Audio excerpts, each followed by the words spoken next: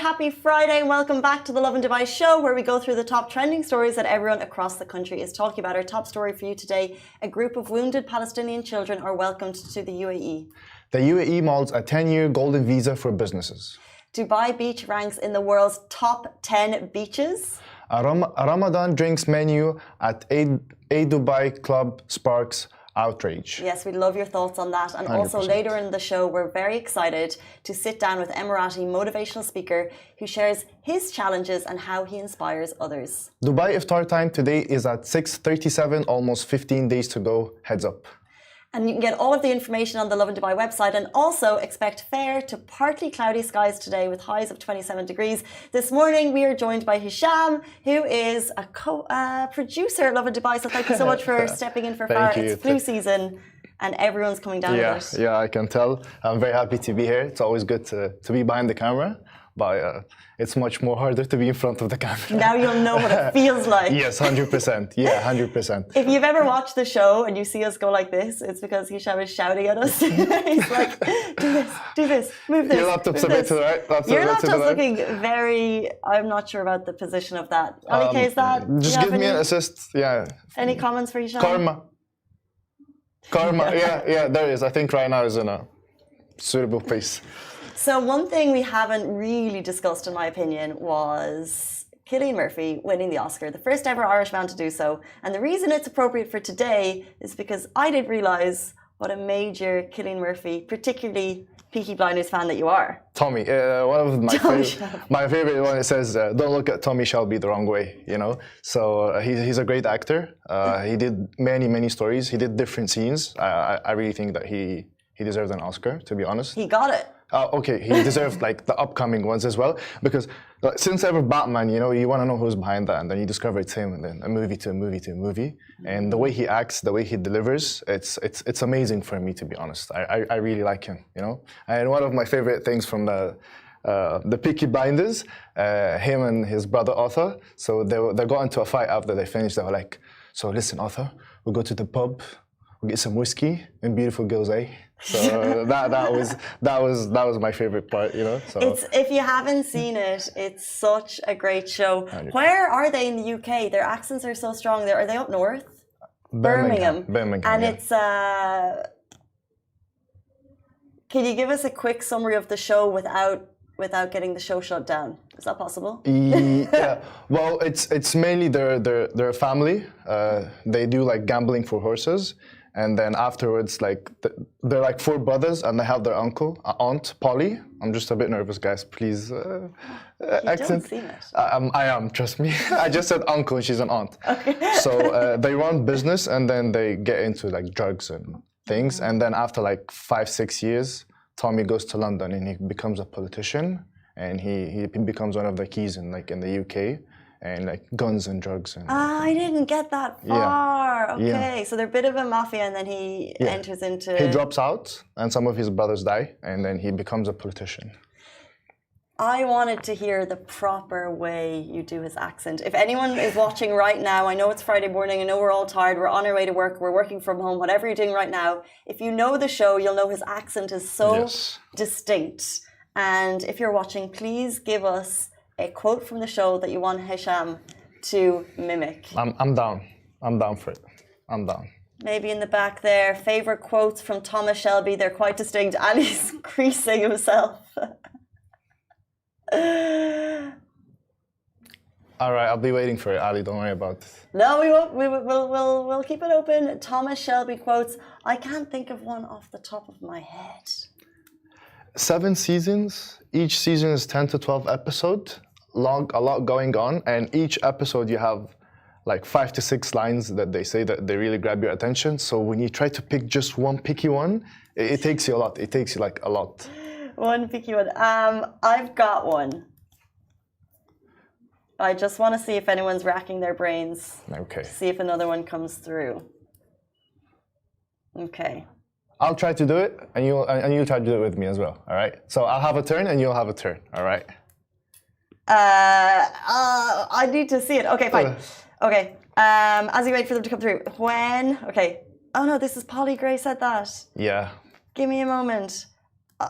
Sorry, I'm seeing a lot of them, but they're not suitable for the show, particularly during Ramadan. I can't say them. Yes. Yeah. Okay, good taste is for people who can't afford sapphires. Good taste is for what? Good taste is for people who can't afford sapphires. So he would go like the cigarette, like that, and he's like, good taste. This is your moment. Shh. This is the moment. We're going to see Thomas Shelby on the Lovin Dubai show. Just tell me the line again. Good taste. Good taste is for people. It's for people who can't afford sapphires. Who can't afford sapphire. I can't get the quote fully inside my head. You've got this. Don't you worry. Okay. Which one? Okay. So he'll go like, good taste is for people who can't afford sapphires. Give me a better one. Give me a better one, please. I don't think. Okay, we've got ones coming through on WhatsApp, apparently.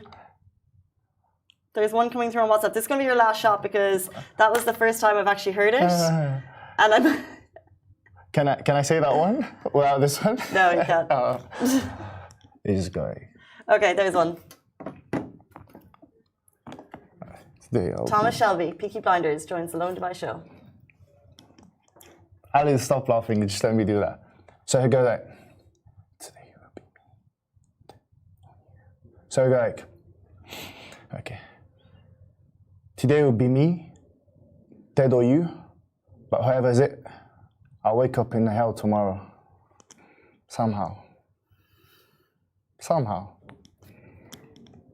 Give him a clap. 2 out of 10. Give him a clap. 2 out of 10. 2 out of 10. In all fairness. Execution. Ali said A for effort, D for execution. I don't want to say that either. It's mean. A for effort. A for effort. We'll leave it there. Ali, we'll leave it you there. don't understand how nervous it is to be here, right? And this is an Oscar winner, and his accent is particularly tricky. Yeah. And his delivery is exceptional. So A for effort. We'll leave it there. Yeah, I'm satisfied. Thank you, Hisham. I'm satisfied that I tried to copy a legend such as him, to be honest. And we thank you for it. Okay, let's jump into our top stories of the day. It's Friday morning. We love to see your comments coming through before, during, and after the show. And also our podcast listeners, good morning to you. Our top story of the day, a group of wounded Palestinian children are welcomed to the UAE. The 14th group of wounded Palestinian children and cancer patients arrived to the UAE on Wednesday in response to the directives of President His Highness Sheikh Mohammed bin Zayed Al Nahyan to provide medical treatment for 1,000 wounded children and 1,000 cancer patients from the Gaza Strip in the UAE's hospitals. A plane landed at the Abu Dhabi International Airport carrying 32 Palestinians who were accompanied by 64 family members upon arrival. Medical terms, swiftly transported the patient to hospital for immediate care, while the remaining cases and their accompanied were taken to the Emirati humanitarian city for accommodation. Exactly, and since the beginning of the war, as we are all aware, the UAE has staunchly supported Gaza, initiating Operation Chivalrous Night 3 in November 2023 for humanitarian aid. It has also established a 150-bed field hospital and a floating hospital in Al Arish port. 6 desalination plants in Rafah provide 1.2 million gallons of water daily, while the Tarahum for Gaza campaign aids vulnerable groups. The war has been ongoing since October 7th. We cannot believe that it has, but that was just a summary of what the UAE is doing at its best and at its heart to just help the Palestinian people who are in distress. Jumping into our next story, this was announced yesterday and we'd love your thoughts on it. Dubai Beach ranks in the world's top 10 beaches. So drum roll, please. According to Beach Atlas, JBR Beach in Dubai blends city vibes and relaxation. It was ranked as the 8th best beach in the world, ahead of Skeleton Beach in Mamabia and Omaha Beach in France.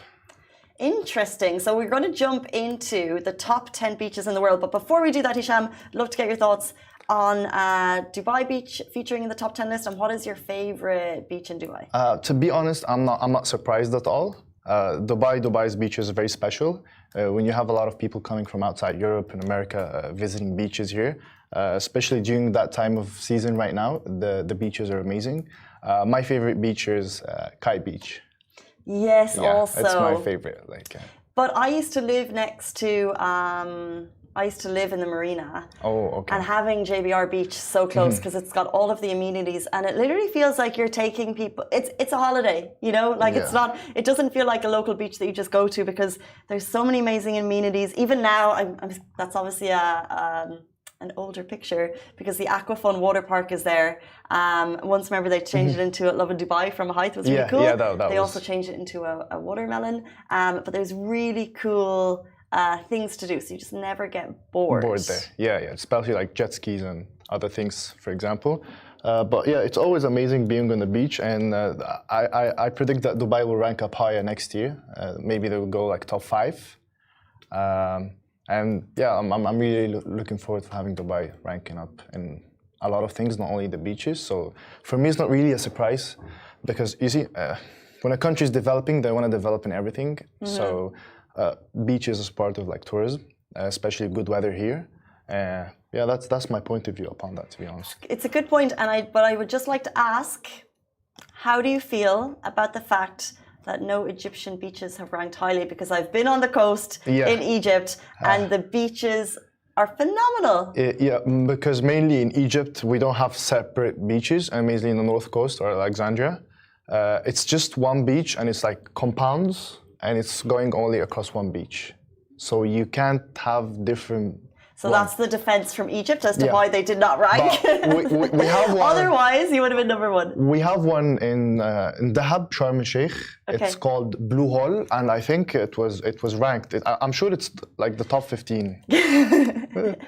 I'm sure Ireland is also top 15 because Omaha Beach number 10, Skeleton Coast number 9, JBR Beach Dubai number 8, Amazing Glass Beach in the States number 7, Black Sand Beach, Maya Bay, Copacabana, Waikiki Beach, Boulders Beach, and Bora Bora number 1. Ooh.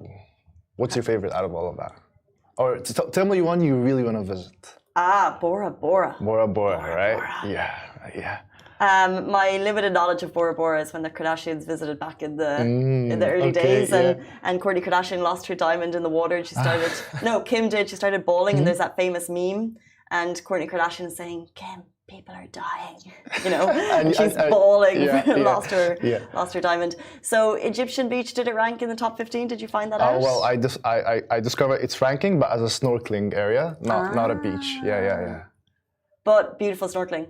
Yes, Red Sea, across all Red Sea, so you would have good snorkeling there. So I always suggest, but when you came to Egypt, we didn't do snorkeling, right? No, I would suggest your next trip, you should do snorkeling.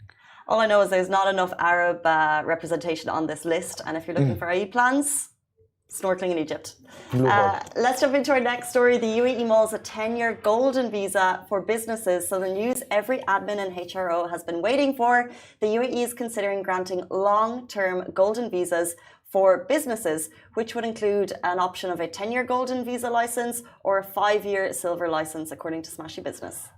The licenses are part of the UAE 2031 vision to boost growth, increase investment, government revenues, and ensure business succession, and would mean a lot less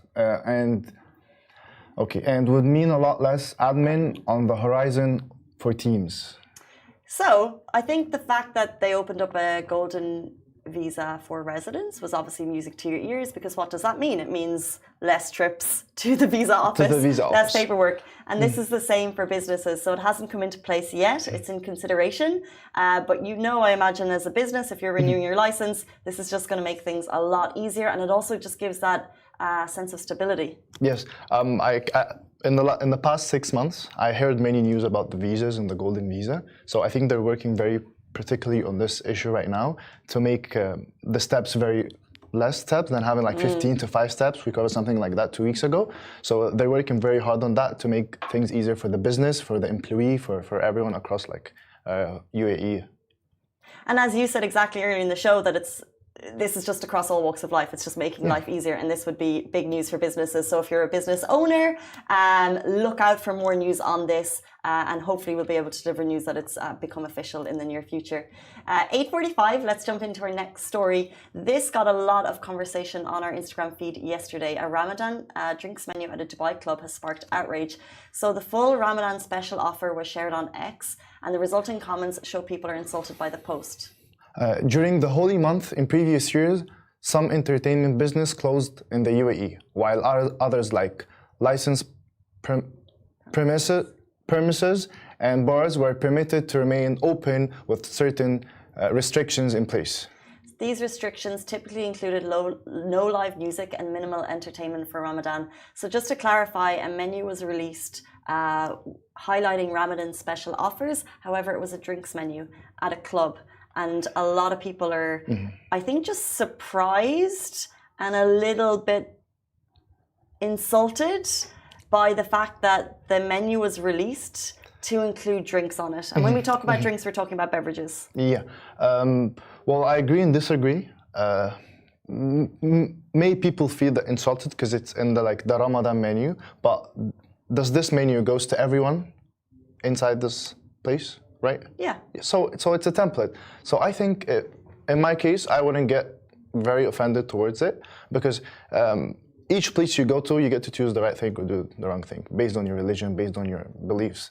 But in my point of view, I see that people can somehow see it in a rude way or something, but I don't agree with that because you have it everywhere, You get drinks and beverages everywhere.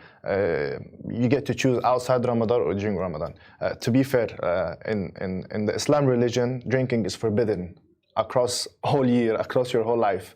So if you're gonna get upset that it's there during the holy month of Ramadan, no, you should be upset that it's there always. Well, I think that maybe it was a design flaw by the venue, but it's because it says, a special offer menu for the holy month, and then it includes deals, quite surprising deals that you can get, 5 drinks for this amount or this and this for this amount. 100%. You won't be able to do 2 menus because you won't know who's sitting on the table. Is he Muslim or not? As I see it on the other specific, I'm putting my leg in other people's shoe. I got you. If Casey's sitting, I don't know if what nationality is, what religion she is. So which menu do I give her? It's different. But I think people is just having perspective upon that.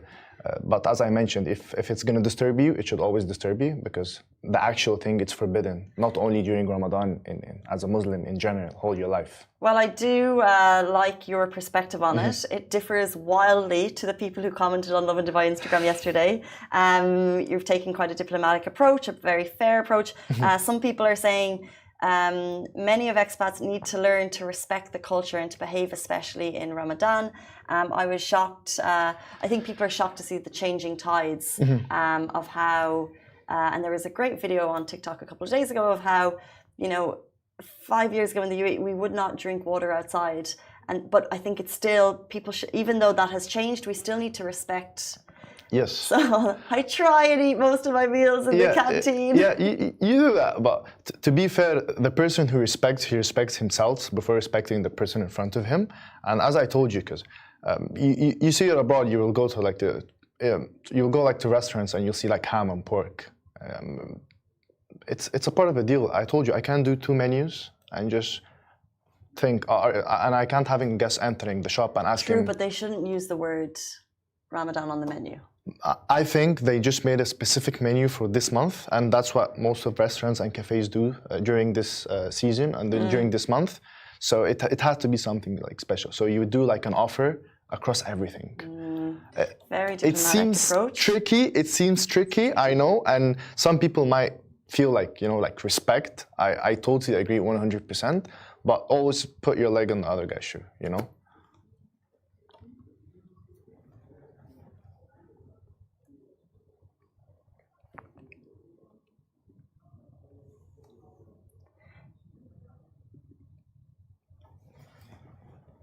Yeah. That's a really strong view. Could the audience hear that? Can the audience hear that, Ali, please? Yeah, out loud. Well, they could.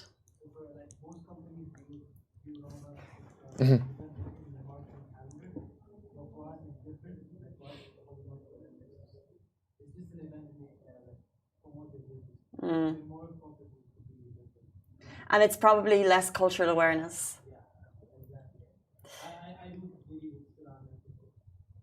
I think it's an oversight, and I think it should be rectified. in my opinion. 8:51. Thanks for that, Ali. 8:51. We're very excited to welcome our next guest, who's an Emirati motivational speaker. He'll share how he uses his challenges to inspire others. He'll be with us after this very short break. Please stay tuned.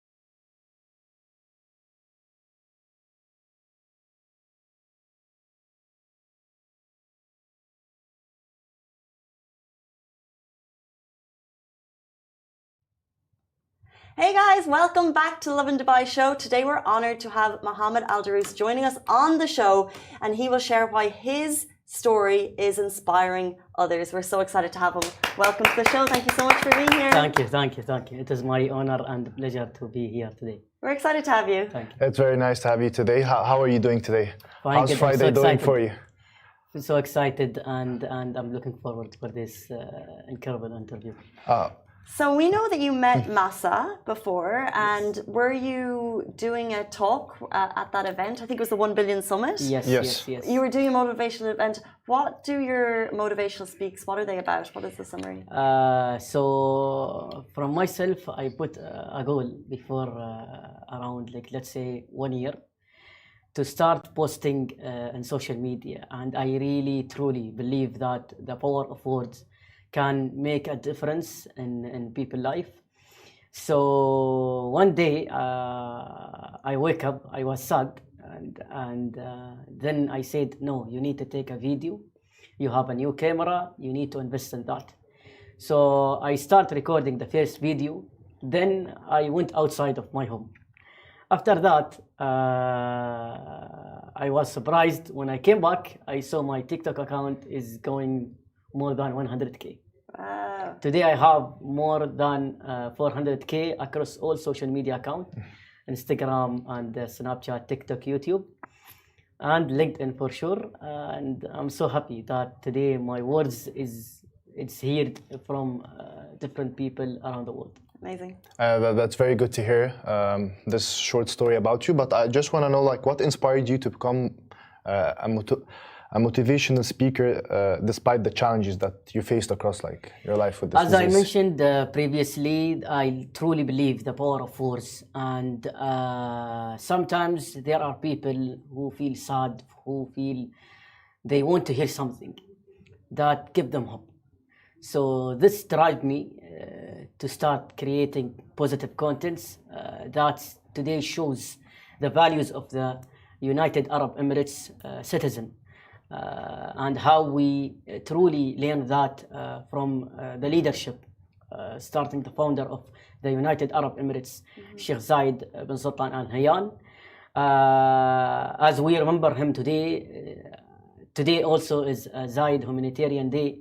Yes. So we learned that from him, and it continues today with the President of the United Arab Emirates, Sheikh Mohammed Zayed Al Nahyan. So this empowerment that we got from the leadership also inspire us to continue the journey of the country. But I must say, I think you have personal empowerment as well. So Yes. you were born with a rare skin disease. Can you Yes. tell us a little bit about what it is and what has your journey been like? It's about a skin problem, but you remind me to something. So there is a quote that I always, every year, I posted the same quote on LinkedIn. So what I've said in that quote, in 1993, September 29, I was born. And the doctor told my family that I'm gonna die in 12 years old. Today I am, alhamdulillah, 30 years old. God bless. God So bless. don't believe what others say to you. Believe in yourself.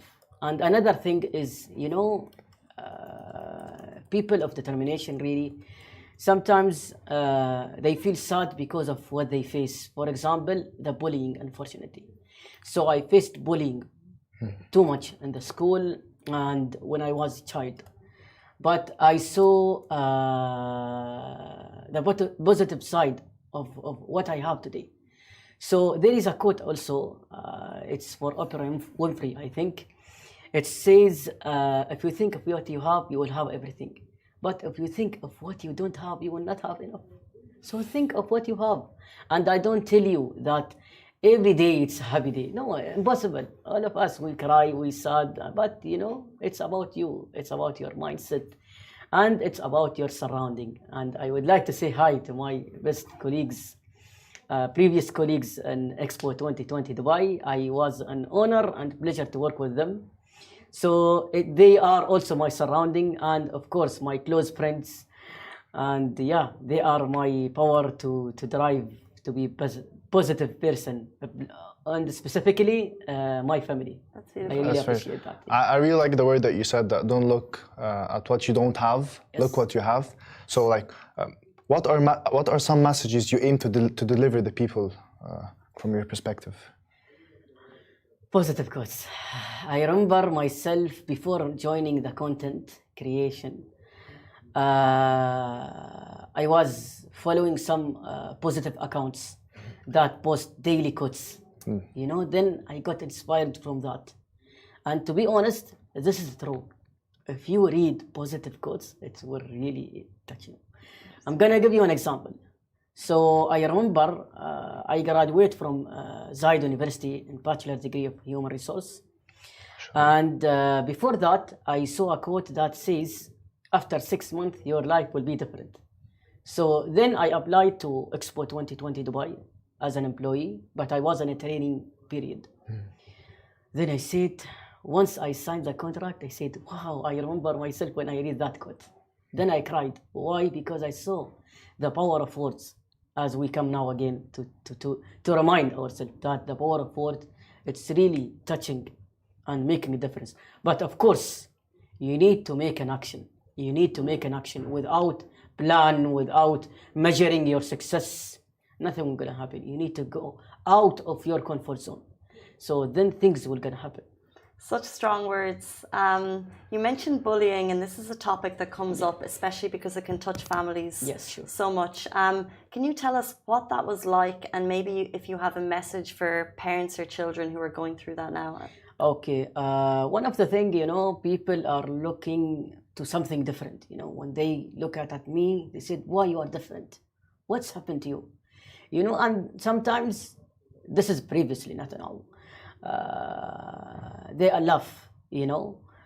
So I think other people of determination will not be able to go outside because of that, you know. So my message is, the families need to aware their kids that all of us today, we are normal. Really, we are normal. You know, for example, a person who go to gym, but he is not behaving good. What is the benefit of it? Nothing. So it's about the values today we have. And Alhamdulillah, today we are living in a country that empower people of determination with a great leadership that really care about us and give us the tools to inspire people, to be honest. So yes, I encourage the family to aware their kids and to tell them these people are like us and better than us also. Yeah, 100%. How do you approach educating and raising awareness about your condition? To be honest, I don't do that. I live with it. So people, when they see what I've done, they get inspired. Yes, I know my condition. I did not spend too much time to speak about it. I don't like. I'm not type of that person because I want to be in a strategic and more leadership role in the future. So if you want to be in that position, you need to be strong. You need to to be less emotion, you know. People who are in a very higher management, they are strong. Like they have what is called this one, intelligence, smart intelligence, something like that. Emotional intelligence. Emotional intelligence. So you need to be emotional intelligence. So I'm not a type of that person. I don't think even to spend my time to raise awareness about this condition. I might do. This is a secret. I might do awareness about people of determination. How you are working with the POD, different people of determination, physical ability, or hearing impaired, or visually impaired. So I'm gonna raise awareness on that, not specifically myself, because I really love people of determination, and I really not only caring about myself, I care also about others. Speaking of caring about others and just in general, I wanted to ask, you went from not posting on social media to getting a camera, and now you've got 2.8 million likes on TikTok, and that's just the beginning. Were you nervous posting at the start? You touch really a very sensitive question, you know. When I saw myself, I was like going viral. First days, I could not sleep, you know, because it's a responsibility. And always our leadership in UAE, they encourage us to share positive content. And today you are famous, but if you post something not good, you are gonna go down. So this is the social media. And you need to be careful of people who are following you today. I have grandmothers, grandfathers, kids today. So as previous question, you said people are bullying me. But today kids, they love me. I remember I went to, for example, Ski Abu Dhabi. It's an attraction. So I went there. So when the kids saw me, they said, "Oh, you are on TikTok. You have very nice messages, you know." Yes. So I think this is the result of keep posting. Yes, the beginning is hard. Always, anything you try, the first beginning is hard. But then you will gonna khalas, use it every time. You will deal with it. And to be honest, I'm gonna tell you something. I do the content from A to Z, from taking the video until the end production. So I do it, the production, I do the content, I script, and plus I enhanced that skill with a new media academy, which I also I'm with them in that journey, which is the content creation. Based on the journey that you have since you were a kid back then till now, you just visiting Ski Abu Dhabi. What advice would you give to other people facing similar diseases, and how can you inspire them to share their stories? Because you know, at some point they were afraid like you. So yes, how can you inspire them to just share their stories? I encourage them to go out of their comfort zone. Comfort zone is so nice, but you will get bored. If you step out of your comfort zone, You will face a lot of challenges for sure, but trust me that your life will be changed. You are the one who knows yourself. You are the one who will motivate yourself. So start with yourself. Then when your family see that you are independent, they will gonna empower you and support you. For example, my family today, they are so proud. I sometimes commute to Al Ain City, which I work there. Previously, I was commuting to Dubai every day. So I tell you an example, a real example, a true inspiration. So I encourage you to step out of your comfort zone. You need to be strong enough and to make your family proud of you. Did your family support push you more? Today, every day, every day. Like since you were a kid till now? Of course, my biggest supporter is, or my biggest supporters are my brother and my two sisters, and of course my mother and father. So, and I have specific members of the family, plus my friends, close friends, and in Expo also friends I have. Also in my current work, so they are supporting me so until now. You mentioned going outside of your comfort zone, and I think it's interesting because before the show, you told me that a couple of years ago you didn't speak English. Yes, sure. And now we're sitting here having a fluid conversation. So I'm just wondering, what inspired you to learn, and how did you learn English? Once I joined Zayed University, of course, the university in English. So this is one of the reasons that inspire me to learn English. And you know, English is a worldwide language.